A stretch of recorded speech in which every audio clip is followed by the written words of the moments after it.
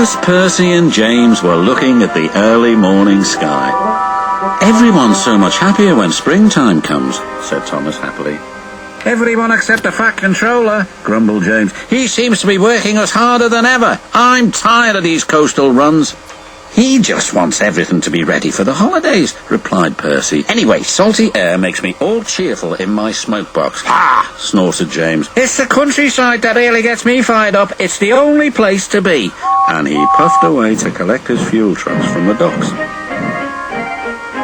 Thomas and Percy had to take some empty trucks to the scrapyards. As they were shunting their trucks into a siding, they saw an old coach. She looked very sad.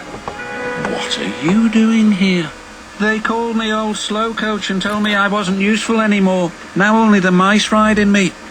"Well, you may be dusty, but you look in perfect shape." The yard manager appeared. "Come along, I have trucks for you to take away."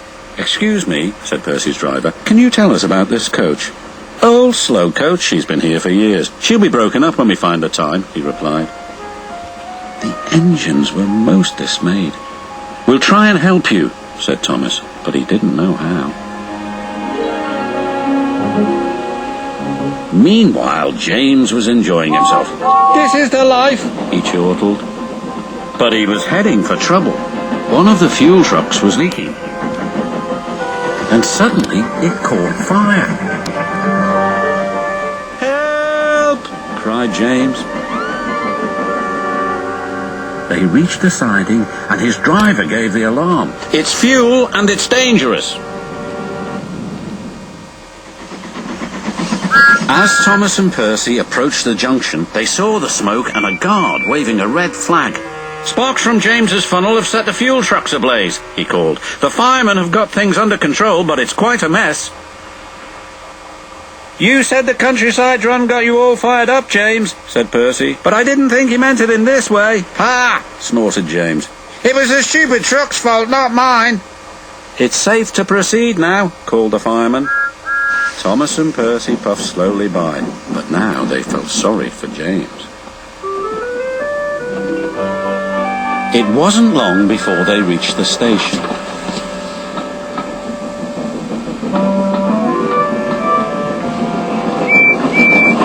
Later, as they were having a long drink at the water towers, they suddenly heard a commotion. "What's the matter?" Thomas asked. "It's another fire at the workman's hut," replied Thomas's driver. "We'd better see what we can do."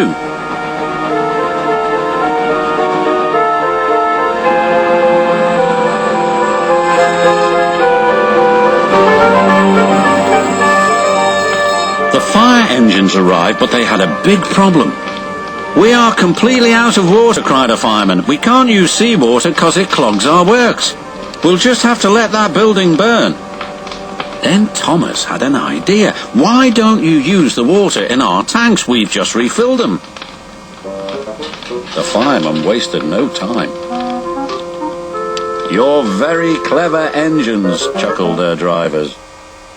Soon the fire was out, but the hut where the workmen lived was destroyed. "We'll need to find something to house the men. They can't sleep on the beach," said the foreman. "What about old slow coach? She would be perfect for the workmen." "Comfy too," added Thomas. "What a good idea, Percy," said his driver. They phoned the Fat Controller, who agreed. "She'll be spick and span by the time you collect her." And she was, and very happy too. "I can't thank you enough," she said. "I feel splendid." The engines buffered up to her, and she set off happily for her new home. Everyone agreed there was nothing old or slow about Coach, and she will always be really useful indeed.